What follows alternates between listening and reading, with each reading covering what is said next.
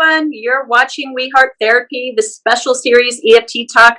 I'm your host, Dr. Anabelle Bugatti, licensed marriage and family therapist and certified emotionally focused couples therapist and supervisor here in fabulous Las Vegas, Nevada. And I'm super excited to bring back to our show, we have Dr. James Hawkins, aka Doc Hawk. And you probably know him from his podcast, The Leading Edge in Emotionally Focused Therapy, that he does with fellow EFT trainer Ryan Rana. He also does Success and Vulnerability. We do that together. If you guys haven't seen it, make sure you check it out.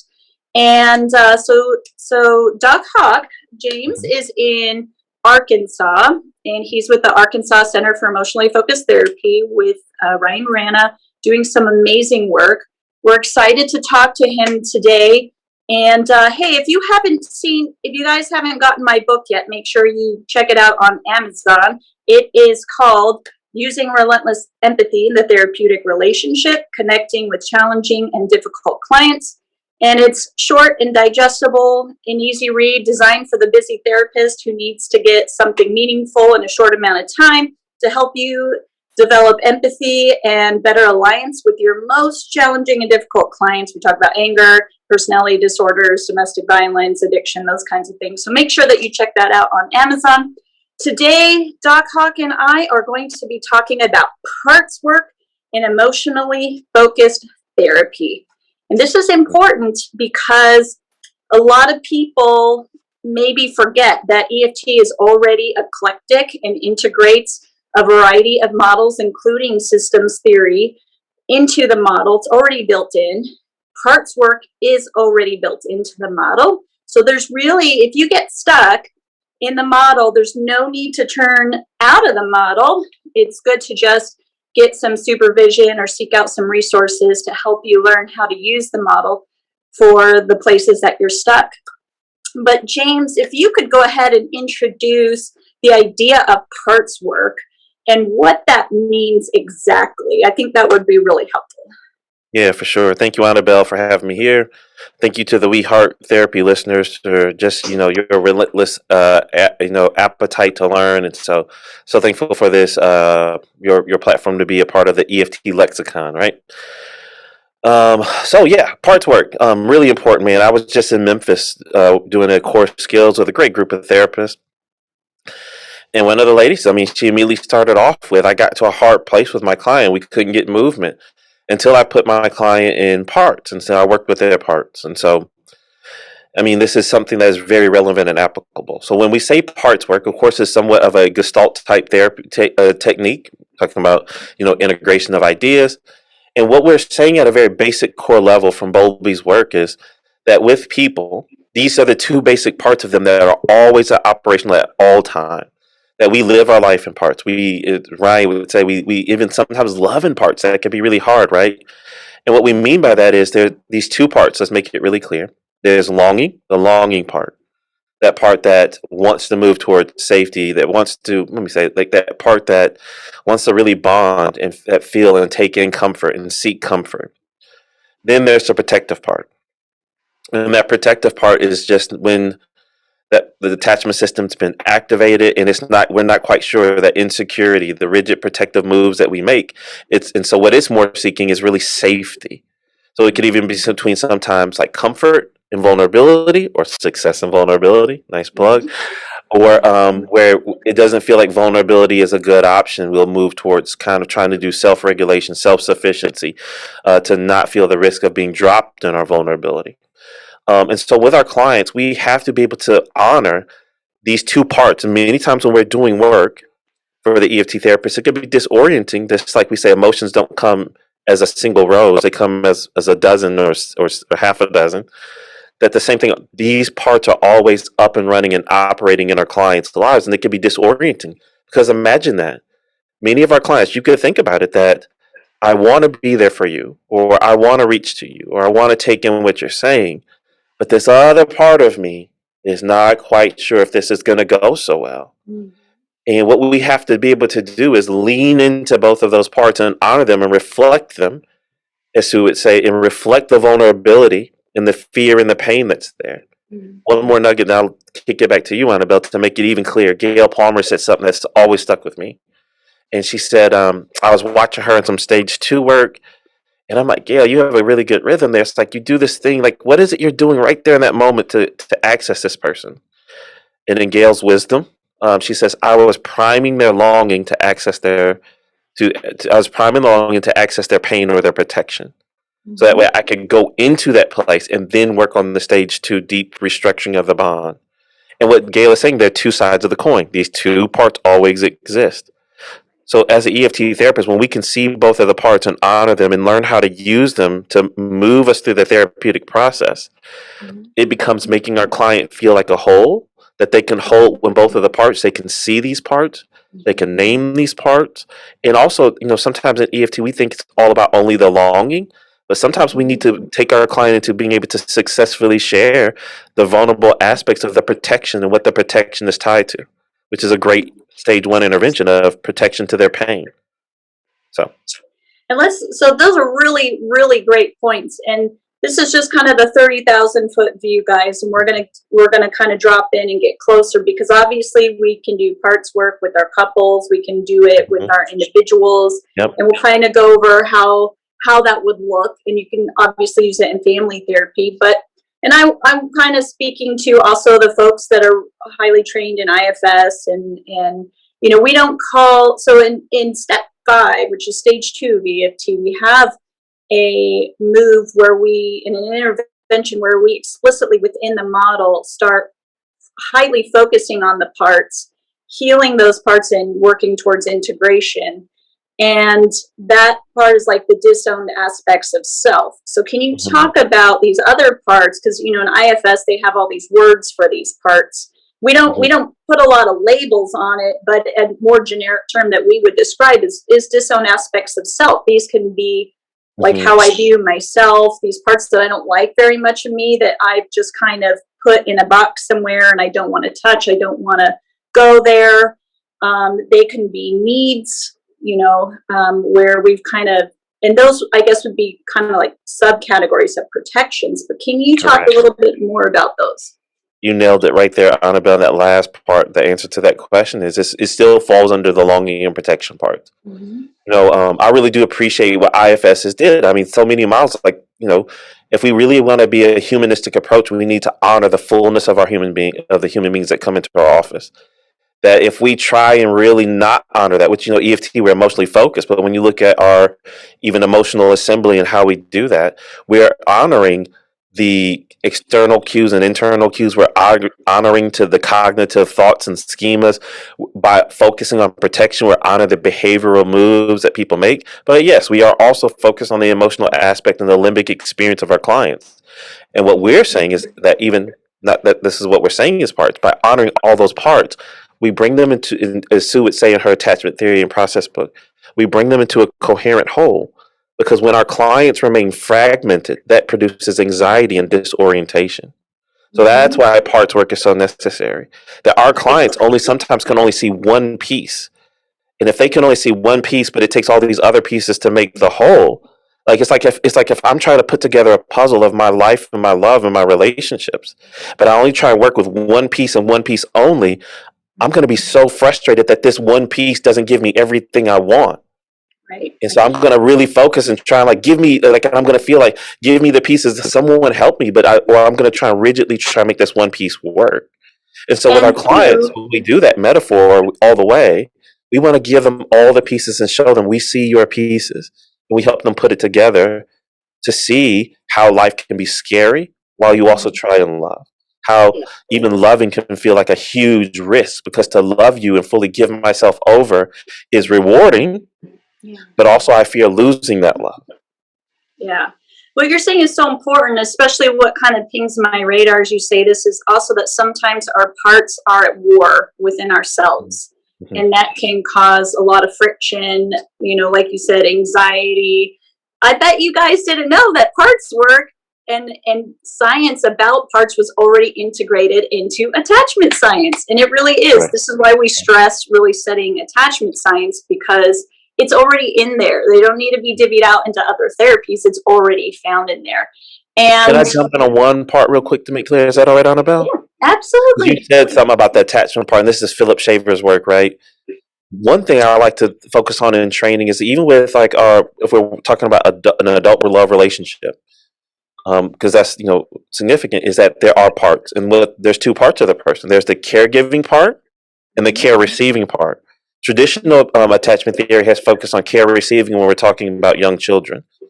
But in adult relationships, what we find is that both of these parts need to be healthy, whole, and functioning for the person to feel a sense of integrity and purpose and wholeness, but also for the relationship to function.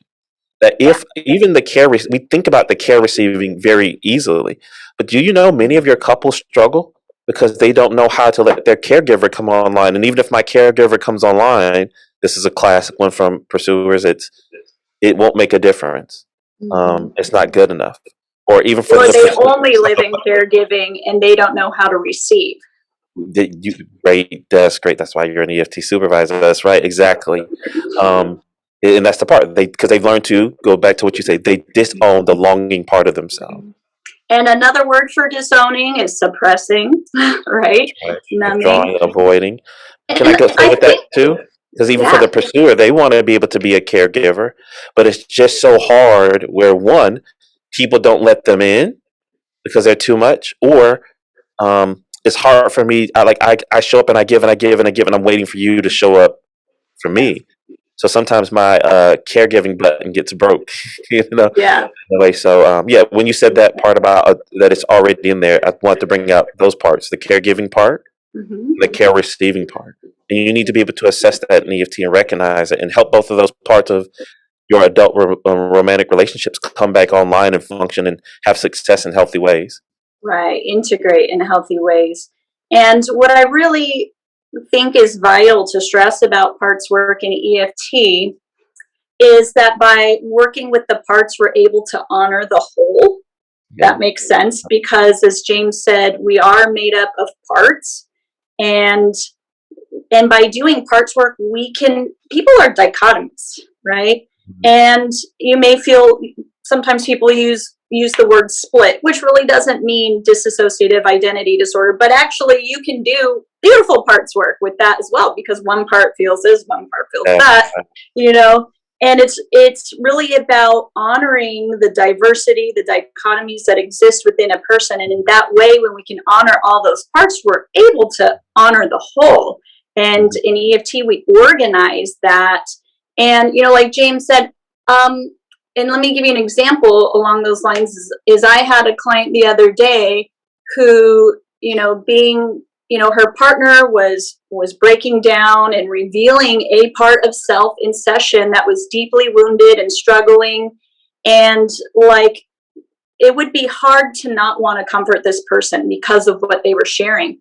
But the partner had been so wounded and betrayed by their partner that her parts were struggling. I want to comfort them, but this other part of me worries that I'm betraying myself by comforting them, that somehow it's saying what you did to me is okay. And that the thing that they were sharing was even about the betrayal, but to be able to come together and say, okay, I honor the part that's been hurt and I can still give comfort in suffering was pretty tremendous and amazing. So I think in EFT, by working with parts, we are, again, really able to honor these different pieces, and we're able to bring them out into the open and make sense of them and assemble them into the system, the relational system. And if you're doing individual work, this person is still in a system. They still exist in relationship with other human beings. And so we're going to be able to assemble that, even if their partner isn't in the room or they might be single and not in relationship.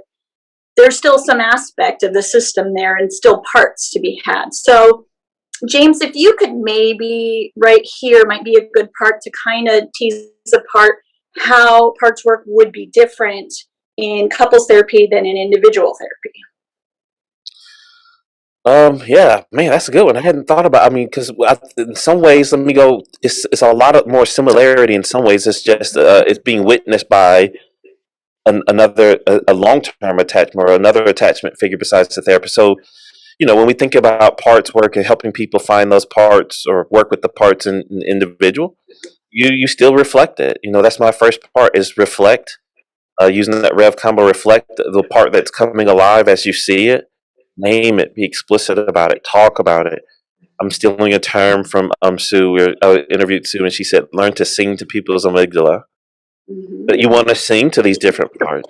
I know exactly, Sue. Of course, she's And Sue, right? again, our amygdala is the survival part of the brain. Remember, attachment is wired through the amygdala, aka attachment equals survival.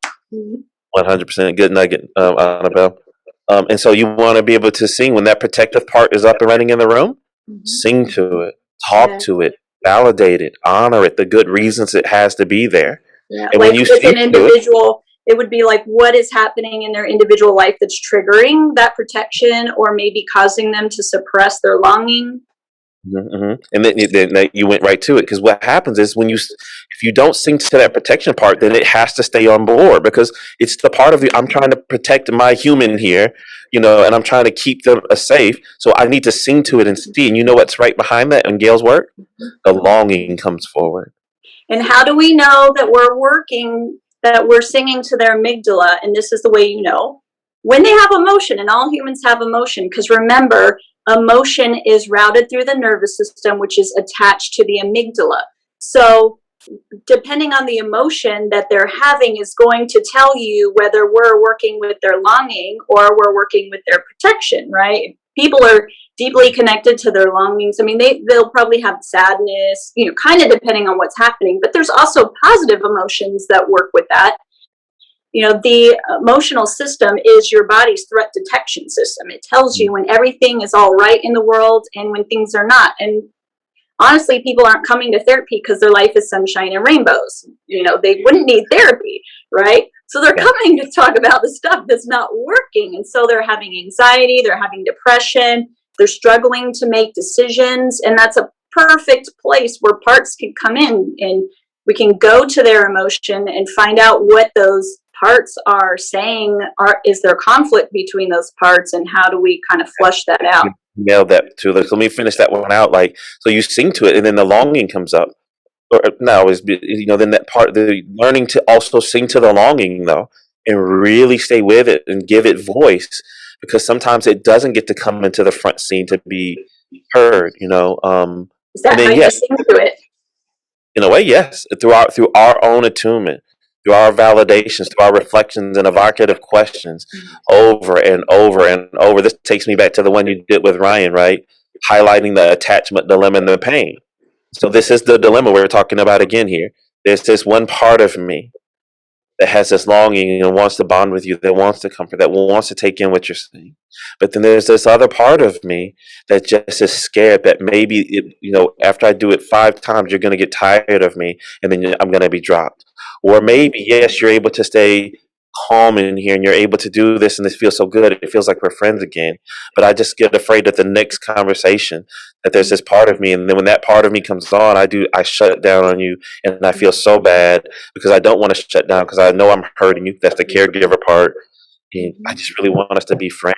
And I want to be able to, you're my person to go to. So even there, I ran through too fast probably. No, it's good. And let's tease this apart even more. So again, somebody, and this, again, I'm going to be plugging a lot of attachment science because it's all in here. When you really know it, it makes sense and gives more life to the things that we're saying. So let's say somebody comes in and they're struggling with making decisions in the workplace. Great place to work with parts, because we know that people with secure attachment are better able to make decisions. Their parts are integrated and healthy. They're not usually at a super war with each other.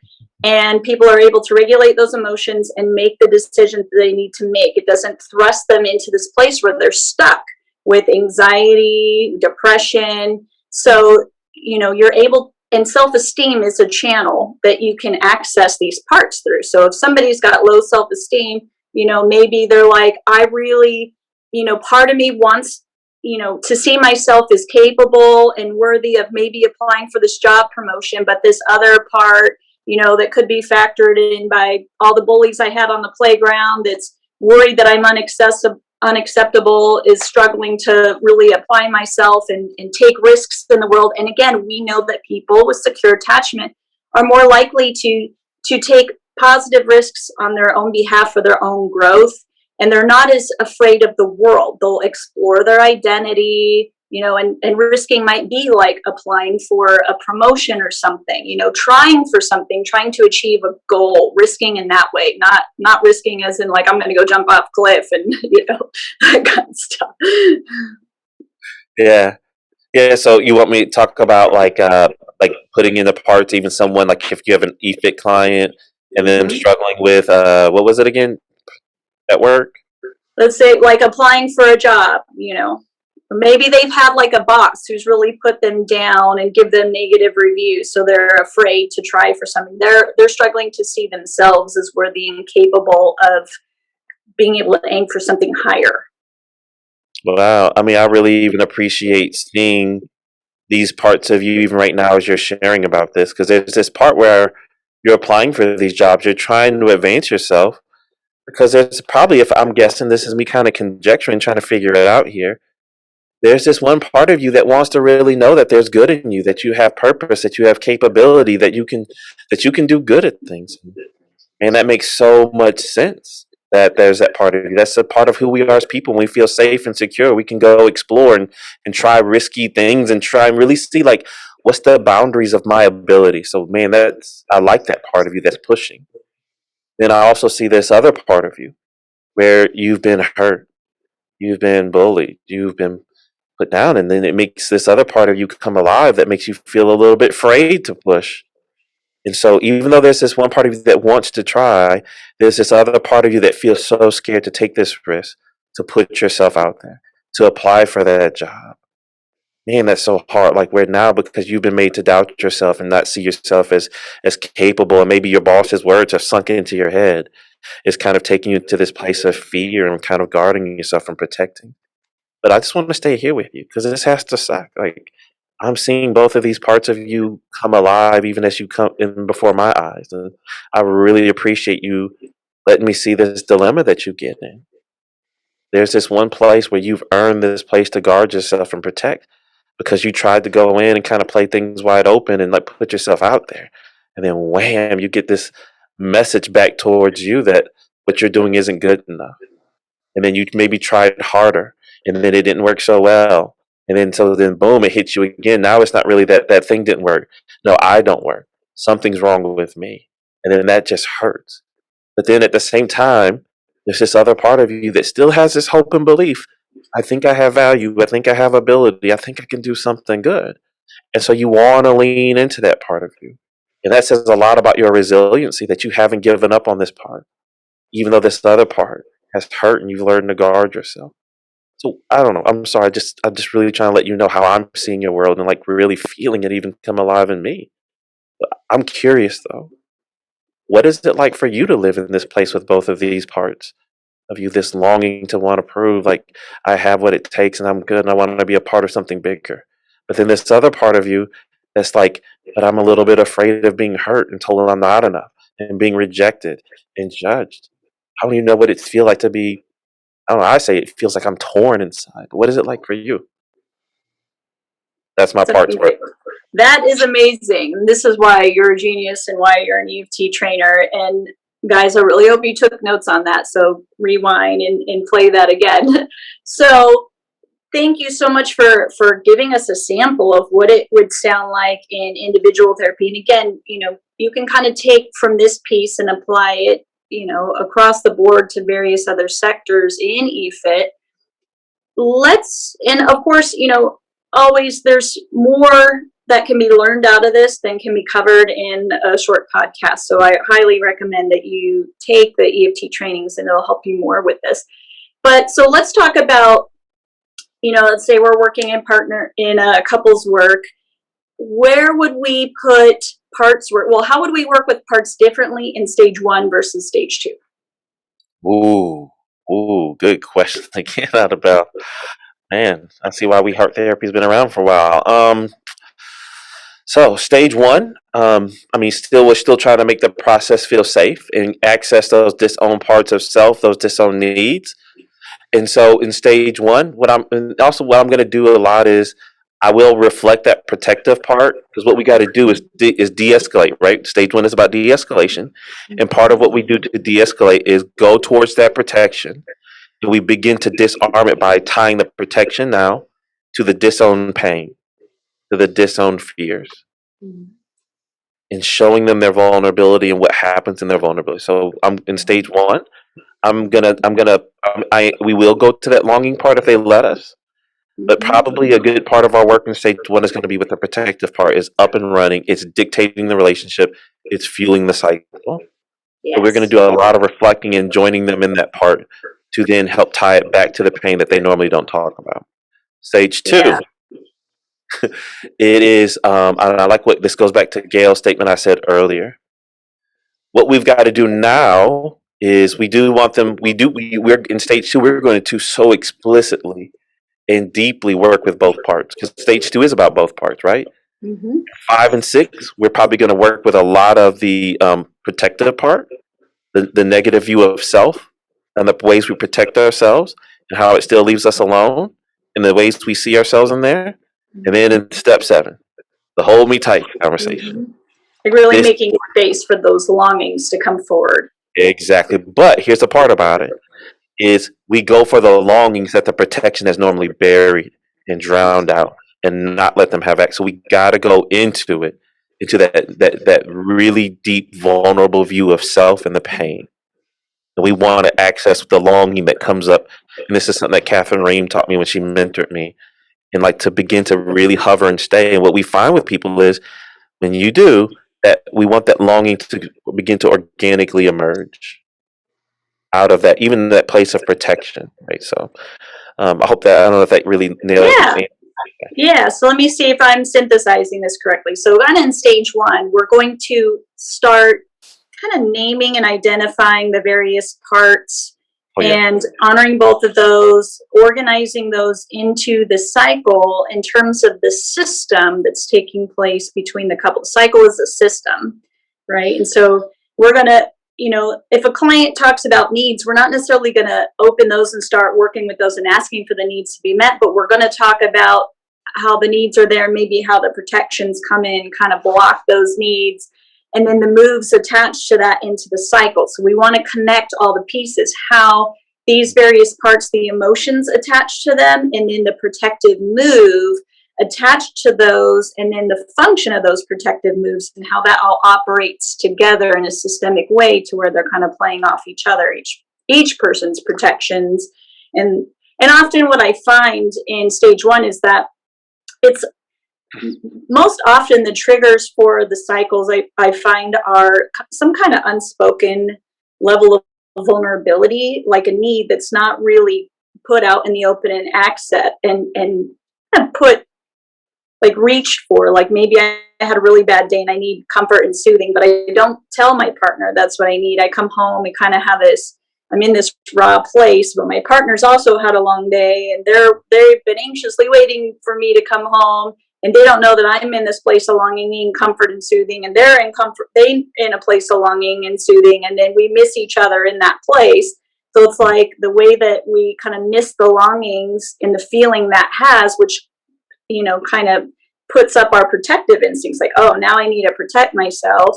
And sometimes the protections are about how I try to advocate for my longings, but they don't come from that longing place. They come filtered through the lens of our protection. And then our partner doesn't get the message of our longing. They're reacting to our protection, but we think that they're responding to our longing because we're feeling it. And it's so easy to think that because we're feeling it, it must be accurately reflected on the outside when really it's not. Yeah. I like that. That sounds like the experience or the inner world of a pursuer, right? As you talk about that one. And then if I'm just being really vulnerable for me as a withdrawer, I've learned really good lessons in the world to not live in my longings for long, right? Like wanting to wait for the perfect conditions to know that it's okay, right? That's where it can be, well, let me work really hard for my partner. Let me give her everything she could want. And let me make sure I have performed enough, because then I'm worthy. Then I'm worthy to maybe bring these parts of me, and or even these longing parts of me can be viewed as a burden, right? So I'll just go ahead, and sometimes it feels like peace and tranquility to live in this place of trying to provide for my own needs or not acknowledge my needs. But really, there's a part of me that knows that this is This is more the place of secondary peace in a way, right? You know, when I can't live in that other spot. This is important, and it's kind of like triggering some thoughts for me that I think are really important. It's like kind of ironic, and thank you for bringing the withdrawer piece. But did you guys know that James was a withdrawer and I'm a pursuer? So I feel like it's the natural order of the universe, the natural balance, right? Because like 95% of your couples fall into the pursue withdraw dynamic, right? So it just seems like the natural balance. But what's interesting is you said that withdrawers kind of like hang back and they don't really bring their longings forward until they feel like they can get it perfect. And if they show up and they get a negative response, then kind of the message is, I failed, I didn't get it perfect, so go back and kind of withdraw until I can.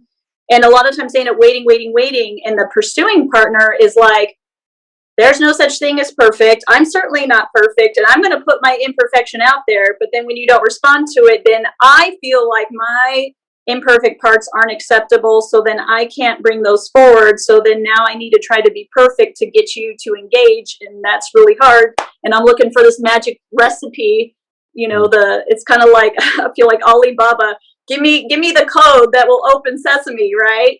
And so many times we're like, just tell me the code, whatever I have to do as a pursuer, I'll do it, and then it feels like whenever we do it, then it doesn't open the magic door for a withdrawer. So it's just amazing how these parts just, you know, our own parts struggle within ourselves and, you know, as EFT, within and between, right?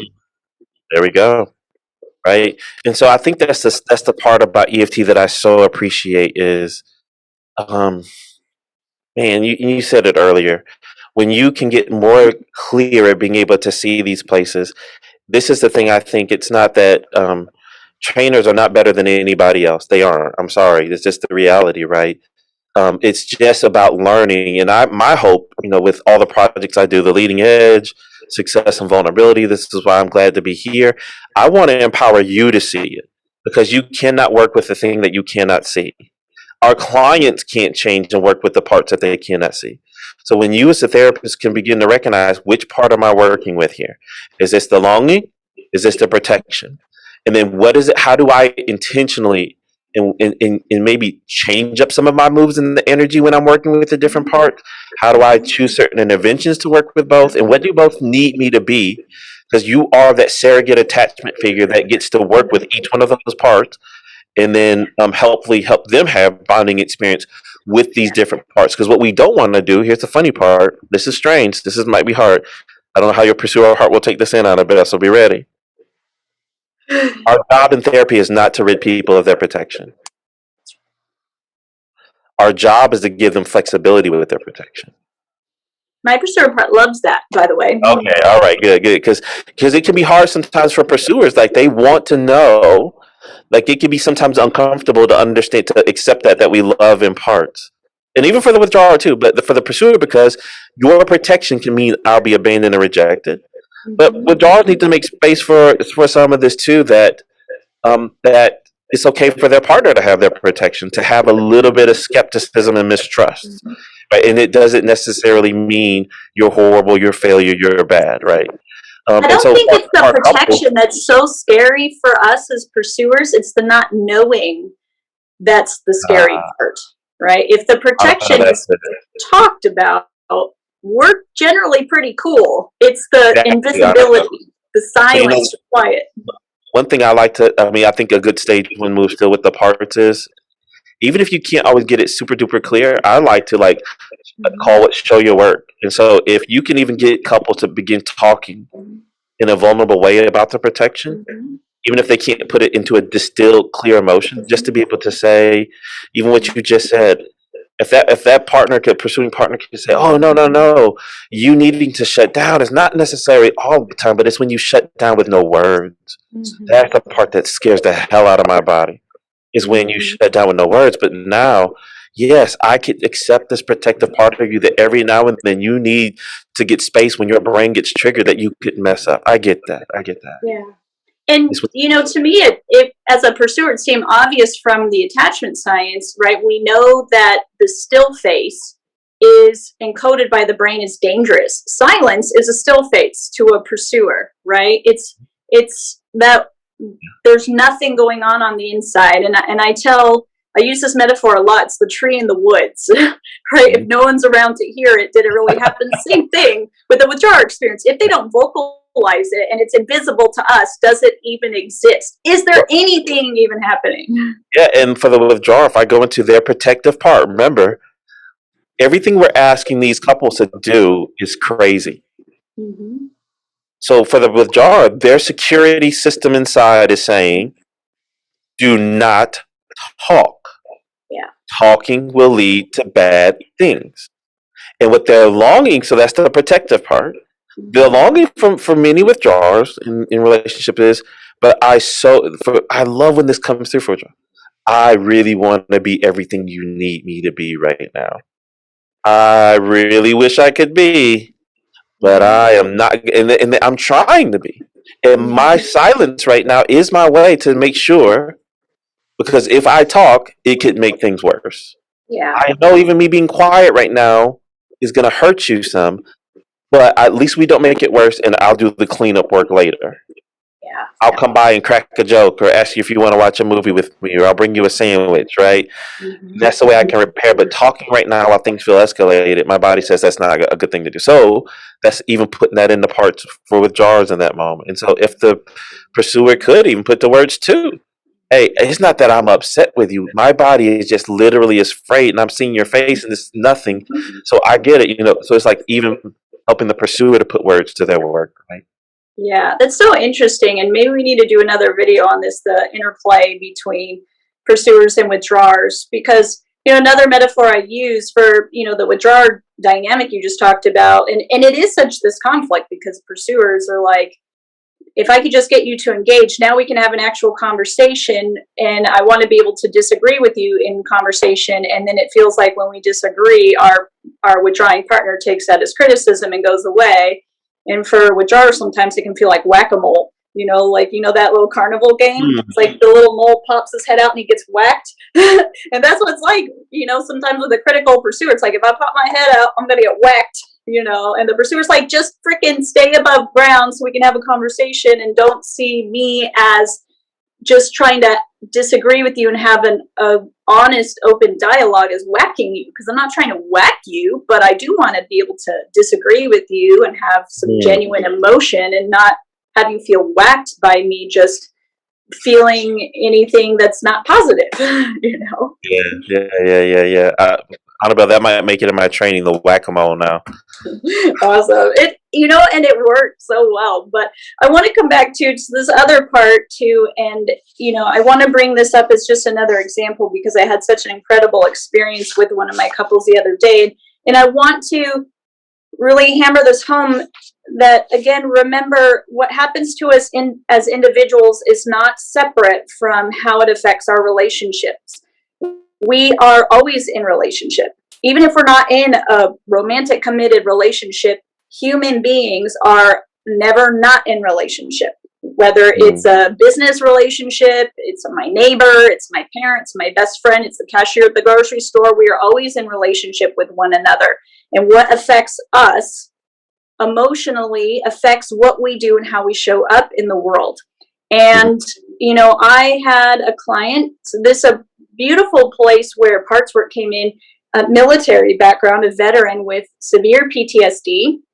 And again, I learned so much from him about, again, what I've heard before, but it never really clicked until he shared his experience, and really about the invisible wounds that soldiers have, that they experience. And remember, attachment is survival. Attachment is an existential experience. And so you have a soldier on a battlefield who is experiencing existential crises. Their life is in danger, and it's oftentimes comes down to my life or yours, and it's survival. But then what I have to do to survive might be taking your life, which still violates my code of humanity. And then there's a place where my own spirit, my own parts start to fragment, right? Is that, what does this mean that I had to do this for survival? What does that mean about me as a human being? Because this violated my own code of humanity. But then there's this other part that needed to survive and, knows logically it's war and that's the rules of engagement, but again, here's that place. And so somebody has this and it really hurts their heart, their humanity, but then there's shame, right? A protection of shame that hides them, and they keep this suffering invisible to their partner. Well, they think it's invisible. Their partner sees obviously something's going on, but they're not allowed into this part so they can help their partner fight their demons, help them. They can't solve the war stuff, but can they help them feel better about who they are as a human being? Absolutely. But, this person, these clients that struggle with this, when they keep these on the inside, these parts encloaked with shame and hiding, but still struggling, then, what they do to cope and hide and numb and push down affects how they show up in the relationship. And their partner is constantly interacting with their protection, and they have no idea what they're protecting. Yeah. That's it. Because once again, what we have to do in good EFT work is help make both of these explicit, but not in and I'm going to say this like in a way of an empathic way, right? It's these empathic reflections, these empathic validations, these ways of joining to meet both of these parts and the function of both of these and what they're trying to do that normally can't get through when the rigid reactive cycle is dictating the relationship or the experience within a person's self and EFT, right? So, yeah, Anabelle, this is good. Thank you so much for this experience. I hope it's been helpful. Yes, thank you guys so much, and thank you, James, for coming. Now, James, as I mentioned, is an EFT trainer. He's in Arkansas, and I'm sure he would love to come to your community and do a masterclass, maybe on parts work or run an externship or core skills where you are. James, can you tell everyone, so aside from Success and Vulnerability, check out successandvulnerability.com. Maybe you can tell everyone a little bit about what we do there, and just tell everyone where they can find you and follow you and contact you. Yeah, well, Success and Vulnerability really is all about this being very focused and tactical with our attunement in our interventions to join our places at these crises points, because you do realize between the parts, it's super vulnerable. I could either go back into my protection, or I could lean. So it's a very vulnerable spot to be torn between the two. Join them there, and how do we help them have success in that vulnerable space? So that's what we do over there. A lot of great things coming up there. Still, just it's great. And then also the Leading Edge and Emotionally Focused Therapy with Ryan Raina and myself. The podcast. Sorry, there you go. For Ryan Raina and myself, and we talk about this, and hopefully Ryan and I will be doing a course soon on what we're going to call the 2 paths, which is really some of this parts work. And so how do you go in a very tactical, focused, and attuned way to work with protection and to work with how do you even recognize which one you're working with? And by the way, they're going to switch on you sometimes in the midst of the session. So how do you make that switch with each part? So that's exciting, and that's coming up. If you want to contact me about, hopefully I'll start running a group supervision after a while or some form of supervision, or for training, you can go to dochawklpc.com. And DOCHAWK LPC at LPC.com. So don't spell it DOCHOC. Yeah, there we go. No. DOCHAW for Hawkins, James Hawkins, short for Hawkins. LPC.com. Thank you, Anabelle, for that clarity. I just assumed because I know what it is for me. That's great. So and you can follow me on social media, Facebook and Instagram at DOCHAWK LPC. Excellent. And for those of you that may not know, James also has a military background, right? Can you tell everyone what you did in the military? I was a I was a medic in my first 8 years, and then the second time I came around, I was a chaplain assistant. Still wanting to really do kind of work of helping work with troops and emotional struggles there. So Yeah, perfect. So if you guys have questions about how to work with the military population, James is a tremendous resource, as well as the EFT trainer in North Carolina, Greg Cheney, who also works with military. I believe he's still a military chaplain. Yeah, so impressive work, and there's so much. I mean, it's a very special population, as I learned, and especially after hearing some of my clients' experience, I feel like I really want to get some training in working with military because, from what I hear, there's a lot of shame in military culture and talking about those experiences and, kind of shutting it down, don't talk about it. So we want to come in and help their hearts heal as well. So think that would be. I know we got to close out, but that might be another one we do again because, like, even with this parts work, there's the intersection of all the parts of ourselves, of even gender, ethnicity, and even because military is a culture that many people don't understand. Military is a whole other culture in and of itself. So, and that can create conflict for people inside themselves and inside their relationships sometimes. So. Absolutely, absolutely, so exciting. Thank you, James, for being with us. Make sure that you guys check him out. I will put links to his website and his podcast and Success and Vulnerability in the description for this video, as well as the link to find my book on Amazon. Make sure if you haven't done already, if you hit subscribe, because more videos are on the way.